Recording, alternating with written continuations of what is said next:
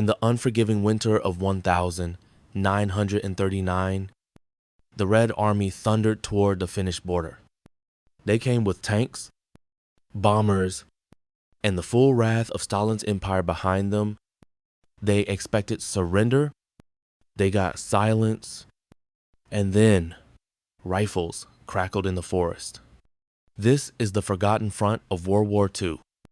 Not Normandy, not Stalingrad, but Karelia, Lapland, Suomussalmi, where men froze, bled, and vanished into snow so deep it swallowed their names. Finland, barely 20 years old as a republic, stood alone, surrounded by giants, trapped between Hitler's hatred and Stalin's ambition. But what drives a small nation to face two monsters and refuse both? How did Finland survive two Soviet invasions and yet remain the only democratic nation bordering the USSR that Stalin did not occupy? And what price did they pay in blood, land, and conscience? Today on Legacy Files, we follow the Finnish story of World War II, a tale of quiet courage, ruthless pragmatism, and moral contradictions still debated today. Finland's 20th century began with chains. For over 100 years, it had been an outpost of the Russian Empire governed by the Tsar, its language suppressed, its people called subjects, not citizens. But when the First World War shattered the Romanov dynasty, Finland seized its moment. In December of 1917, it declared independence. The Soviet Union, barely born itself, saw this as betrayal. By January 1918, the Russian-backed Finnish Reds rose up against the nationalists, launching a brutal civil war. But the nationalists, known as the Whites, prevailed. They were aided by remnants of the German Empire and led by a man who would define Finnish military resistance for decades, Carl Gustaf Emil Mannerheim. Victory, however, did not bring peace. It brought a truce, a cold, trembling pause while the new Soviet state watched and waited for a second chance. From the very beginning, Finland's foreign policy was based on one grim logic: do not let Russia conquer us ever again. But there was a problem. Finland was small, poor, and alone. The United Kingdom had no interest in Nordic military guarantees. France was distracted, and the new Weimar Republic, Germany's democratic heir, wanted nothing to do with Finnish rearmament. So Finland watched and waited. It built fortifications along its eastern border dubbed the Mannerheim Line. It trained riflemen in the forest and quietly hoped war would not return. But in 1933, a man named Adolf Hitler rose to power in Germany, and everything changed. The Nazis were fanatically anti-communist. Their leader openly spoke of war against the Soviet Union, against Judeo-Bolshevism, as he called it. Some in Finland, though not fascists themselves, saw this as a chance. Could Hitler's Germany be the bulwark that Finland needed to deter Stalin? Mannerheim himself was skeptical. He worried not just about Soviet aggression, but also about the collapse of Western will.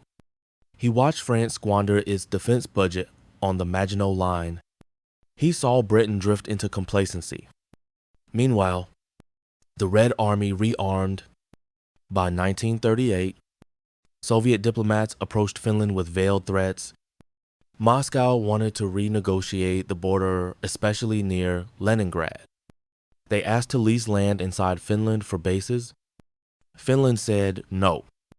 The next year, Hitler and Stalin shocked the world by signing the Molotov-Ribbentrop Pact, a non-aggression treaty with secret protocols dividing Eastern Europe into spheres of influence. Finland was listed squarely in the Soviet column. Then, on the 30th of November, 1939, without a formal declaration of war, Soviet bombers began pounding Finnish cities. Tanks rode across the border, and the Winter War began. It was supposed to last 2 weeks. Instead, it became legend. The Soviet invasion of Finland in the winter of 1939 was not a campaign, it was a reckoning. For Stalin, it was strategic. Finland controlled the northern approaches to Leningrad. In the minds of Soviet planners, the mere existence of an independent Finland was a threat tone that could one day become a launching pad for German aggression. So they struck first, but the Red Army, despite its numbers, had been gutted by Stalin's purges. Nearly all senior officers with combat experience had been executed or imprisoned. What remained were inexperienced, poorly led conscripts, and they were marching into forests they did not understand in a winter for which they were wholly unprepared. In contrast, Finland's army was small, but seasoned. Its commanders knew the terrain. Its soldiers, often hunters and skiers since childhood, used the forest as both shield and sword. Among them was Simo Heihe, the White Death. A farmer by trade, Simo became a symbol of ghost-like resistances, white camouflage blending seamlessly into the snow. He never used a scope. He preferred iron sights to avoid reflection and frostbite. By war's end, he would have over 500 confirmed kills, becoming one of the deadliest snipers in history. But even legends bleed. In March of 1940, Simo was struck in the face by an explosive Soviet bullet. He survived, barely, but while Simo lay in a coma, Finland bled. The Soviets, stung by humiliation, regrouped. Their second offensive was better planned, better supplied. They threw over 30 infantry divisions at the Mannerheim line, backed by tanks and artillery. Still, the Finns held for months, but Finland had only 4 million people, and their supplies were running dry. France and Britain offered help, but it was contingent on staging troops through Norway and Sweden, both of whom refused, terrified of provoking Germany or the USSR. Alone again, Finland faced extinction. On the 13th of March, 1940, with Soviet troops nearing the vital city of Viipuri, Finland signed a peace treaty. It ceded over 10% of its territory, including the entire Karelian Isthmus. Over 420,000 Finns became refugees overnight, given 10 days to abandon ancestral homes. But Finland survived. That, in Stalin's mind, was the mistake. The next phase would be subtler and more dangerous. In the spring of 1940, the Soviet Union encouraged the creation of a peace and friendship society in Finland funded by Moscow. Its real purpose, to act as a fifth column destabilizing the government from within and giving the Soviets a pretext for future intervention. Meanwhile, Finland quietly doubled conscription time. It began organizing veteran networks. It lobbied Sweden, Norway, and Denmark for a Nordic defense pact only, to be stonewalled by Soviet threats. Then everything shifted. In May 1940, France fell. Germany, now stood alone in the West End, began opening diplomatic channels with Finland. The two countries, once strangers, now had a common enemy. By June 1941, German generals briefed Finnish leadership on Operation Barbarossa, coming invasion of the Soviet Union. Finland agreed to support Germany, but carefully avoided a formal alliance. It presented itself not as an Axis power, but as a co-belligerent, seeking only to reclaim lost territory. Behind the scenes, however, coordination was intense. Joint minefields were planned in the Gulf of Finland, German aircraft were granted use of Finnish airfields, and Finnish troops were quietly mobilized over 600,000 men and women. On June 22, 1941, Hitler launched Barbarossa. The very next day, the Soviets began bombing Finland, unprovoked and without a declaration of war. Helsinki sent a protest. Moscow didn't reply. On June 25th, Soviet bombers struck Helsinki directly. Finland entered the war. What followed was called the Continuation War, name as clinical as it was revealing to the Finns. This wasn't a new war. It was the same war, never finished. By the 10th of July, Finnish forces launched their offensive. Within weeks, they had reclaimed all lost territory and pushed further. They reached the river Sverdrup inside the Soviet Union. There, they waited for German forces to link up. Together, they could have encircled Leningrad, but the Germans never came. They halted 100 kilometers short, and the opportunity one of the greatest in the war vanished into the smoke of uncertainty. What happened next was not victory, but attrition. The Germans stalled before Leningrad. The Soviets, battered but unbroken, began redirecting their full might toward the Finnish front. Once more, waves of Red Army troops crashed against the fortified Finnish lines at the Karelian Isthmus. The fighting was brutal. Personal bayonet and grenade distances. Finland, outnumbered 10-1, had the advantage of terrain and preparation, but not for long. By summer of 1944, Stalin was no longer merely defending the USS Ree, was winning. The tide of the war had turned, and now he had the luxury of finishing unfinished business. Mannerheim, then Marshal and later president, understood what this meant. He knew Finland could not survive a second total war with the USSR. The continuation war had become a dead end. He ordered a fighting retreat. Then came Tali Ihantala, name etched into Finnish memory like a wound. It was the largest battle ever fought in Nordic history.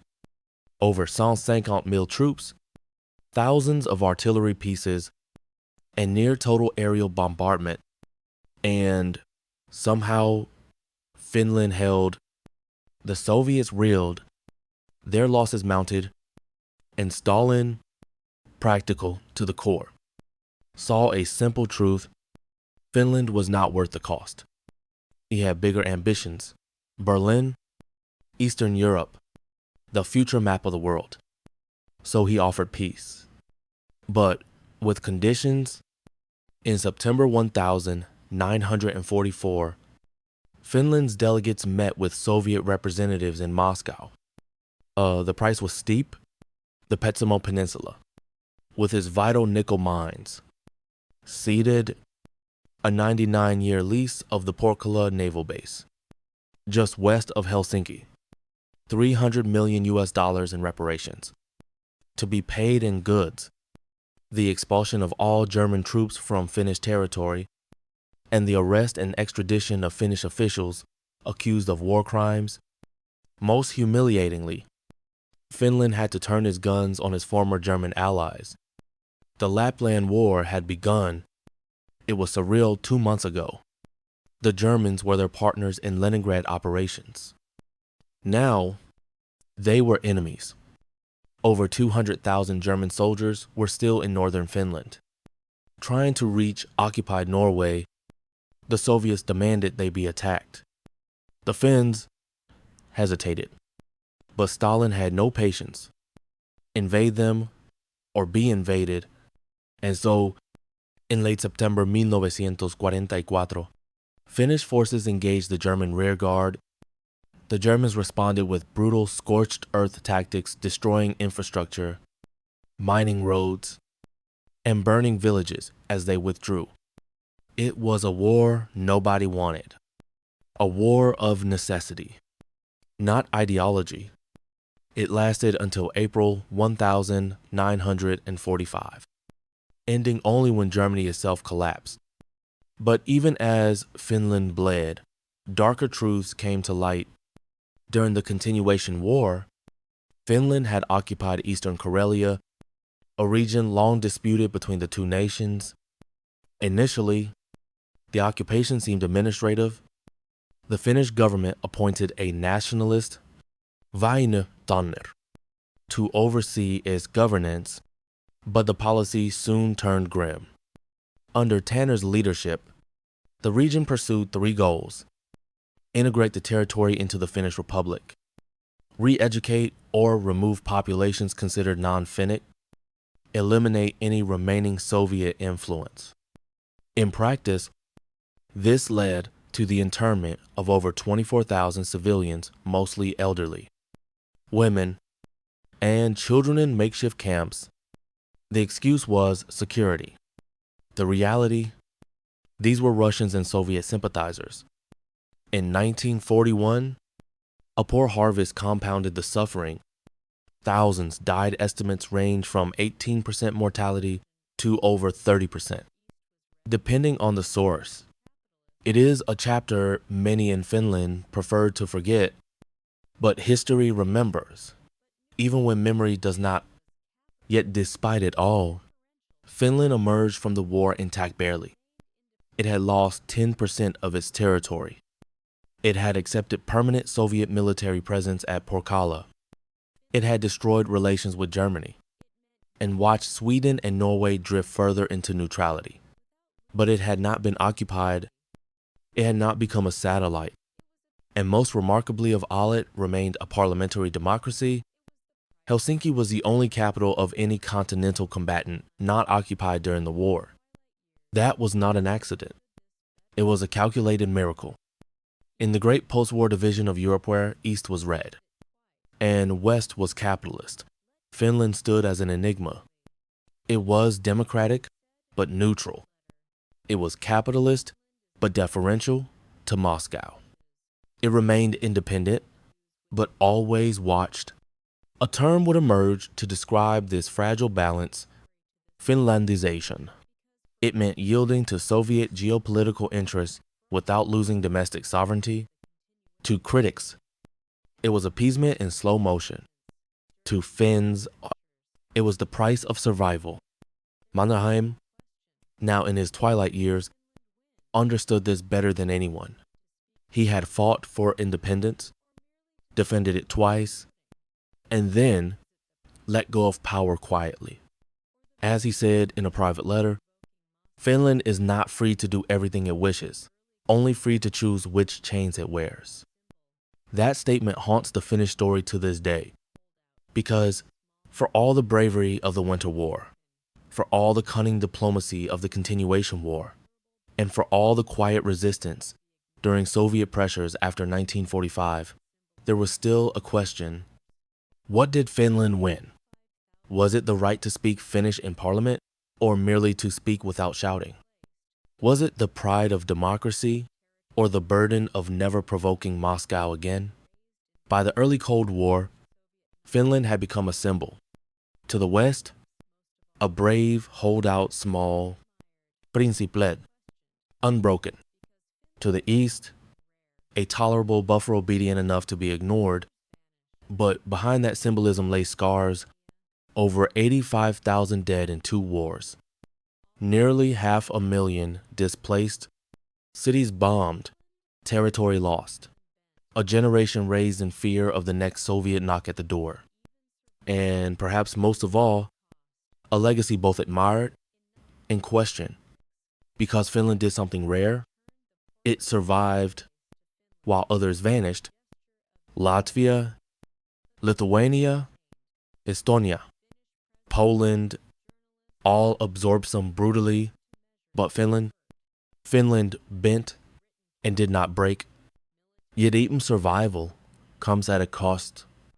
In 1956, the Soviet Union returned the Porkala naval base to Finland, gesture of détente, but the shadow remained.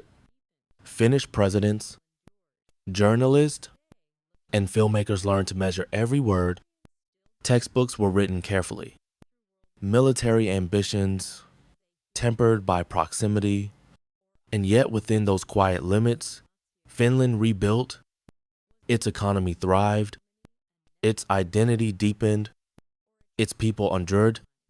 Today, looking back, historians still debate the Finnish path through World War II. Were they heroes of resistance? Or opportunists in the shadow of Nazi aggression? Was their alliance with Germany a necessary evil or a tragic compromise? Did their refusal to join the siege of Leningrad spare them Soviet vengeance? Or did it merely delay the reckoning? What is certain is this: Finland's war was not just about borders. It was about the right to choose their own ruin, rather than have it chosen for them. And maybe, in the brutal logic of the 20th century, that was the greatest victory of all. Thank you for joining us on this journey through the snow-covered battlefields of history. If you believe these forgotten stories deserve to be told, subscribe to Legacy Files. We don't do clickbait. We do memory, because the past still speaks. And somewhere in the forests of Karelia, you might still hear echoes of rifle fire and the quiet breath of a nation that never gave up